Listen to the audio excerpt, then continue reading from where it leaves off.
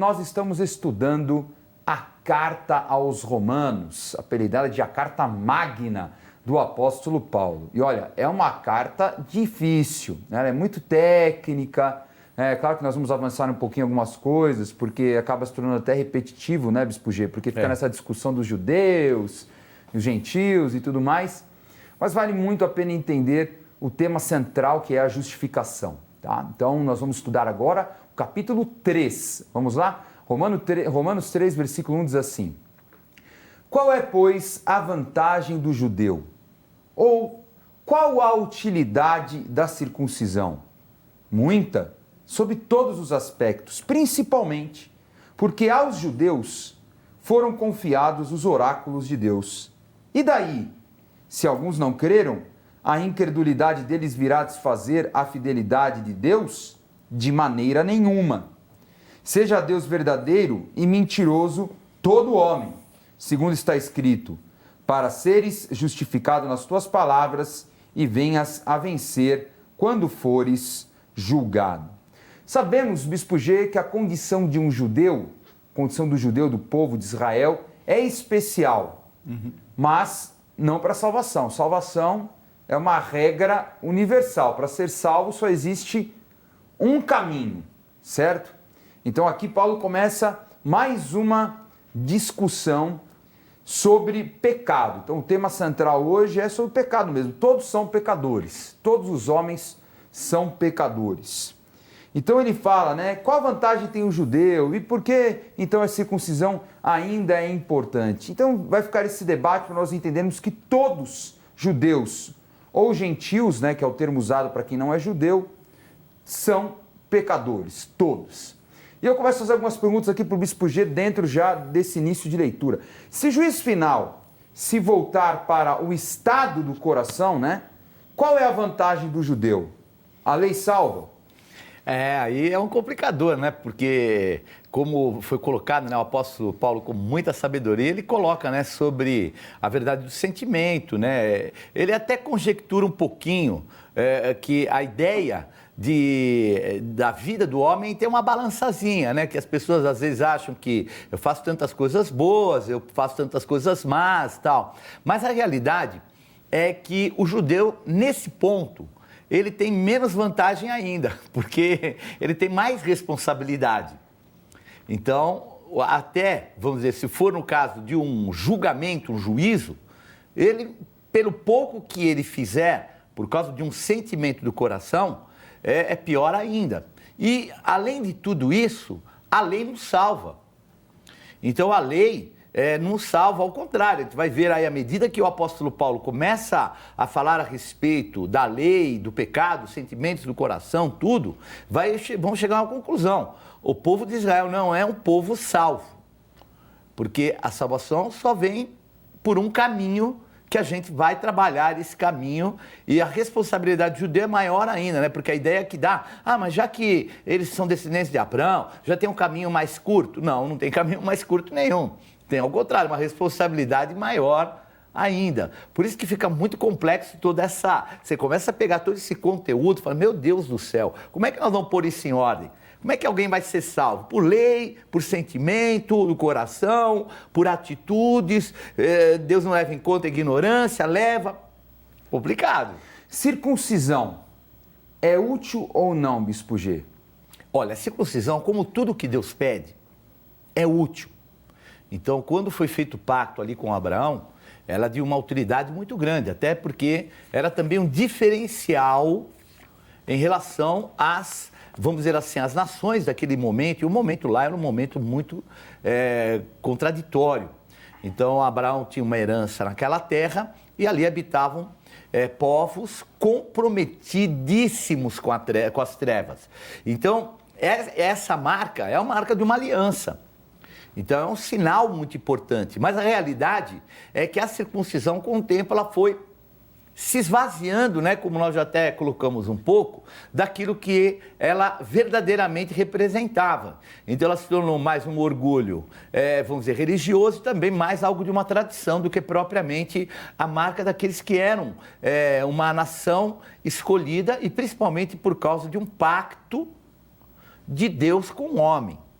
porque a circuncisão é o pacto abraâmico, é a marca efetiva. Agora, mas se esvaziou. Cristão é obrigado a fazer, não? De maneira nenhuma. Nenhuma. Agora, a gente tem que proibir judeu? Por exemplo, um judeu, como eu diria, fala assim para o judeu, o que está fazendo é errado. A gente deve fazer isso? Não, porque... Também não, né? Não, porque para eles hoje, no contexto, é importante, se eles levam a sério o que é a circuncisão, com um pacto de um ancestral deles, de vida de santidade, de compromisso com Deus, de amor ao Senhor, a circuncisão ela pode continuar na vida deles até pelo fato que ela foi feita para Israel. E os dons de Deus são irrevogáveis para Israel, Okay. Abraão e sua descendência. Ok. Agora, no contexto dos gentios, de maneira nenhuma. Porque não tem um significado, não tem um sentido claro desse pacto. Por exemplo, vamos dizer, na época de Paulo, então existem alguns romanos lá que vão entregar as suas vidas para Jesus. Eles vão fazer uma marca de uma circuncisão baseado na promessa de Abraão. Primeiro que os romanos já achavam que os hebreus, né, os judeus, eram um povo inferior. Então, de maneira nenhuma, iriam aceitar a circuncisão. Dificílimo eles aceitarem a circuncisão, porque eles se colocavam, né, se ufanavam. E vamos dizer assim, num contexto humano, existia até o porquê, né? Era Roma.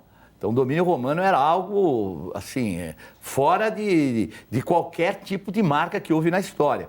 Mas, obviamente, eles não iam aceitar isso simplesmente como algo espiritual, né?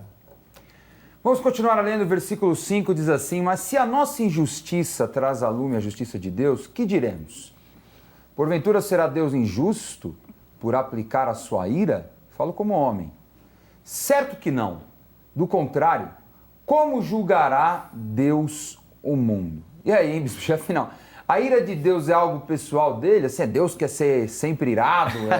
Ele leva para o pessoal a situação aí ou não? Né? Da humanidade? A interpretação, a gente percebe que Paulo está preparando, né? Então nós temos que entender a estrutura de um livro que tem 16 capítulos. Então, ele está preparando todo um conteúdo. E é bom que ele afirme essas questões e até a ira de Deus, porque é um conceito meio que hebraico, né? Hebreu também, no contexto da saída deles do Egito e tudo que aconteceu naquele período, porque ali o Senhor com a lei teve que ser bem rigoroso. Então, era o contexto da época. Obviamente, o tempo passou, nós vemos até alguns escritos rabínicos que amenizam um pouco essa visão de Deus ser alguém que pune, que deixa uma ira sobre as pessoas. Mas, de qualquer forma, Paulo, ele está colocando que isso existe, ele não está negando que existe. E que até por existir, no infinito amor dele, Deus quer trazer uma solução para essa ira que é dele também, mas não no contexto assim, vou punir todo mundo, não vai ter um que escape. Não é esse o contexto de maneira nenhuma, ao contrário, né? É o contexto da graça. O texto continua assim: e se por causa da minha mentira fica em relevo a verdade de Deus para a sua glória, por que sou eu ainda condenado como pecador? E por que não dizemos como alguns caluniosamente afirmam que o fazemos? Pratiquemos males para que venham bens? A condenação destes é justa. Esse texto é complexo, hein, Bispo G? Sem dúvida. Será que... É aquela parte que a gente fala que Paulo começa a ser extremamente rebuscado na linguagem, né? Extremamente complexo. Não, ele olha, assim, ele é um gênio espiritual. Porque ele começa a colocar em xeque algumas coisas, e ainda que estão lendo, né? Então a pessoa que está lendo, ela não tem chance nem de retrucar. Porque se tivesse que retrucar, ele ia causar um alvoroço. Se ele tivesse em meio a judeus, a gregos e bárbaros... Não dá espaço, né? Não ia, olha, ele ia causar um tumulto muito grande, porque ele começa a colocar algumas verdades que a maneira que é expressado, a religião que eles praticam, coloca um Deus totalmente inadequado. E eles inadequados em relação ao sentimento de Deus. Então eles começam a colocar que tudo que está acontecendo, que aquilo que foi bom de repente está surtindo o efeito contrário. Olha. Está vindo uma denúncia de trevas, e quando vem a denúncia, e de repente a pessoa se coloca embaixo de condenação, vem punição. Então ele começa a colocar isso, né, de uma certa forma, e incrível que ele consegue colocar tanto para o judeu, quanto para o grego, e de uma certa forma, entre aspas, obviamente, entendam bem, sobra até para Deus, no contexto do entendimento do que são os gentios e do que são os hebreus, né? Sim. Porque a ideia, muitas vezes, do judeu é de um Deus que quer acabar mesmo. Você, vai ser apedrejado e morto e acabou o teu tempo. Que também não era o contexto para aquele tempo, né? Nós temos que ter entendimento do que é a maturidade do homem. Sim, outro momento, né? Porque a lei tinha algumas coisas que para nós, assim, são um absurdo, né? Apedrejamento, execução, pena de morte, algumas práticas que você fala, nossa, gente, mas precisa de tudo isso, né? O contexto era outro, né? Uma sociedade que estava lidando com outras sociedades tribais, né, Bispo G? Então era um outro clima. Então, quando a gente lê a Bíblia, a gente tem que entender isso também. Né? O mal de ler a Bíblia e levar ao pé da letra é muito grande, porque a gente começa a viver algo que não é do nosso tempo. Né? Viver aquilo que é do tempo passado, ou então viver aquilo que no futuro que é coisa do passado. Então é um negócio meio bagunceiro. Né? E é um lado, assim, a ética é um negócio meio perigoso, né? Porque a gente vê, por exemplo, quando morreram aqueles que estavam no avião, né? Acho que eles eram chilenos, eu não lembro bem, que eles tiveram que se alimentar da carne dos outros passageiros. E fica um questionamento, né? De ética. Mas que ética? Fizeram errado comendo e sobreviveram? Ou deveriam morrer e cumprir com uma ética moral e não comer a carne? É muito complexo. Muito difícil. Então a gente não pode idealizar algumas coisas. Então Paulo começa a colocar coisas mais ou menos assim. Até onde vai a ética? Até onde vai a espiritualidade? E aí começa a mostrar que os dois lados, se não tiverem algo muito correto, vão se perder. Muito bem. Versículo 9 fala assim: que se conclui, temos nós qualquer vantagem? Não, de forma nenhuma, pois já temos demonstrado que todos, tanto judeus como gregos, estão debaixo do pecado. Todos estão debaixo do pecado, né? Todos pecaram, todos pecam. Então não há uma condenação maior, nem uma condenação menor. Todos pecam, todos têm a mesma condenação, certo, Bispo G? Perfeito. Então os judeus, eles cumprem a lei. É claro, eles têm talvez uma responsabilidade maior como exemplo, né?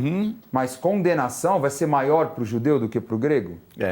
Eles têm um guia também, né? Isso também atribui uma facilidade deles também não pecarem, entendeu? Então tem algumas coisas, né? É muito complexo. É muito difícil, né? Porque o salário do pecado é a morte, então pecado é pecado, né? Agora, esse juízo do pecado ele é muito complexo, né? Vai além daquilo que o homem consegue realmente interpretar, né? As consequências, elas são espirituais, né? E é claro, a quem muito é dado, muito será requerido. Então eu também penso assim, Bispo G, pode ser que a condenação seja a mesma, mas a consequência é diferente. É isso mesmo. Não é isso? Então é legal de separar essa questão da condenação e da consequência, né? Então é claro, uma pessoa que de repente ela comete um pecado e ela não tem nenhuma influência social, a consequência, o efeito vai ser muito menor. Agora, imagine uma pessoa, né, que tem uma pessoa que influencia muitas pessoas, que é espiritual, e ela peca, ela acaba tendo consequência muito maior o pecado dela, porque atinge muito mais pessoas ali, né? Então, a gente tem que separar bem claro essa questão de condenação e de consequência, tá? Os judeus que cumprirem toda a lei e os gentios que só fizerem o bem não passarão por juízo, Bispo G? Então, é isso que é interessante, né? Porque aqui a gente coloca o aspecto ideal. Então, os judeus, um grupo de judeus cumpriu com toda a lei. E também um grupo de gentios só fizeram o bem. Então, é o ideal. Mas a salvação é para eles? Não se sabe. Vai ser um julgamento. Mas e a salvação? Ela não tem vínculo com você ser bonzinho ou malzinho. Não tem vínculo você ser 30% malzinho e 70% malzinho, seja judeu, seja grego. Então é esse o contexto que Paulo quer colocar, até pelo fato que ninguém consegue ser ideal, por mais que queira né? fazer. Por mais esforço. Que possa fazer. Então, o que a gente começa a perceber? Que tanto a lei como a consciência humana para os gentios se tornou nada mais do que, vamos dizer assim, não vou pôr um acusador, mas um denunciador do mal que traz morte. Se torna um denunciador, quer dizer, aquilo que foi criado como um benefício começa a se tornar algo como uma denúncia, algo pior. Pior, né? Paulo até usa para responder isso o Salmo 14, né? Ele pega trecho do Salmo 14, ele diz assim, né? Como está escrito, né? Não há justo, nenhum sequer, não há quem entenda. Então, a própria Carta dos Romanos, ele está usando o Salmo 14. Né? Impressionante. Não há justo, nenhum sequer, não há quem entenda, não há quem busque a Deus. Todos se extraviaram, a uma se fizeram inúteis, não há quem faça o bem, não há um sequer. Muito bem, tá vendo? Paulo citando o Salmo 14, já ainda mais argumentando com judeus, né? Muito bom ele usar exatamente Salmos, né? Agora, a diferença entre cumprir a lei e buscar a Deus, dá para separar isso, Bispo G, ou não? Então, num contexto humano, dá. Mas espiritualmente, aqueles que naquela época buscavam cumprir a lei, se eles não tivessem um sentimento verdadeiro por Deus, era banal. Então a gente vê que Jesus, ele ministra a alguns judeus creem que ele é o Cristo, Filho de Deus, e logo em seguida, Jesus fala que eles teriam que ser livres. Como livres? Nós nunca fomos escravos de ninguém, nós somos descendência de Abraão, Abraão é nosso pai. Aí Jesus fala para eles, vocês são filhos do diabo. Qual que é o conceito que está aí colocado? Então, uma filiação não salva ninguém, uma lei não salva ninguém. Pelo contrário, às vezes a pessoa achando que algumas garantias para ela são importantes, as colocam mais ainda nas mãos do inimigo, do acusador e do diabo, né? Vamos continuar o texto que ele vai continuar trabalhando salmos, provérbios, né? Aí vai. Olha só o versículo 13, que engraçado, olha que interessante. A garganta deles é sepulcro aberto, com a língua urdem engano. Veneno de víbora está nos seus lábios. A boca eles a têm cheia de maldição e de amargura. São os seus pés velozes para derramar sangue. Nos seus caminhos há destruição e miséria. Desconheceram o caminho da paz. Não há temor de Deus diante dos seus olhos. Muito bem. Aí ele está mais uma vez falando sobre a hipocrisia religiosa. Né? Falando exatamente desses comportamentos que denotam um hipócrita, né? Alguém que realmente ele externa que pratica a lei, que é santo e tudo mais, mas na verdade não é assim. E lembra muito o Provérbios 6, né? O Provérbios 6,16 diz assim, né? 6 coisas o Senhor aborrece e a 7ª a alma abomina. Olhos altivos, língua mentirosa, mãos que derramam sangue inocente, coração que trama projetos iníquos, pés que se apressam a correr para o mal, testemunha falsa que profere mentiras. Quer dizer, lá em Provérbios, Salomão já está denunciando, né? Os fariseus, os religiosos. Mas que nós vemos o apóstolo Paulo usando exatamente alguns pontos do corpo para expressar, né, que tudo pode mover contaminação. Tudo. Tudo no homem pode levar à contaminação. Ele fala garganta, língua, lábios, boca, pés, olhos. Ou seja, tudo da natureza carnal, da natureza humana, ela pode levar o homem ao pecado. Por isso que o homem precisa ser guiado pelo Espírito Santo de Deus para ter decisões que não sejam conduzidas pela sua natureza carnal, principalmente pelo seu instinto animal, porque os pecados mais violentos e grosseiros são muito ligados exatamente ao instinto animal, a um comportamento irracional. Você pega a violência, o assassinato, a morte, o adultério, o roubo, são práticas que elas começam a fugir da racionalidade, né? A pessoa é levada realmente por um estímulo animal, né? Ela acaba sendo dominada pela sua natureza animal. Então Paulo está aqui denunciando tudo isso. Bispo, antes de encerrar essa aula, maldição espiritual pode se tornar em uma maldição comportamental? E maldição comportamental pode se tornar genética e hereditária? Pode passar adiante quem, por exemplo, tem uma maldição oriunda de um comportamento? Então, isso é tão interessante, né? Porque nós temos a herança do pecado que veio desde lá de Adão. Então, depois de Adão, são 4 homens e 4 mulheres, né? A geração toda que vem à frente. Mas a realidade do problema, o grande problema do pecado, é porque algumas coisas que a gente faz por comportamento, eles podem se tornar uma prática, correto? Tá. Eu vejo meu pai fazer, eu começo a fazer. Mas com o tempo, isso começa a ser comportamental e até cultural. Tá. Mas, passado mais tempo, isso começa a se tornar algo até entranhado na característica, né? Então, por isso que a gente vê vários povos que têm algumas características que antes seriam até comportamentais, mas eles se tornam hereditários. Vou dar um exemplo bem fácil. Quem é o povo que você põe para dançar, já nasce dançando? O povo que nasce dançando? Você tem ginga, você fala, né? Porque a gente fala assim, tem japonês no samba. Quer dizer que o cara é quadrado para dançar. Mas o africano... Sim.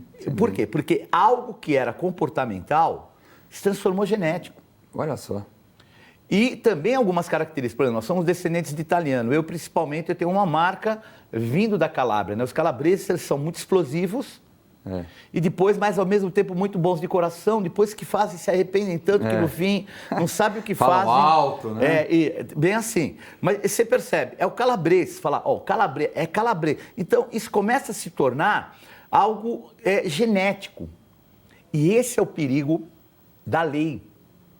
Porque a lei que se tornou algo comportamental, daqui a pouco, a malignidade que antes era comportamental, ela se tornou genética.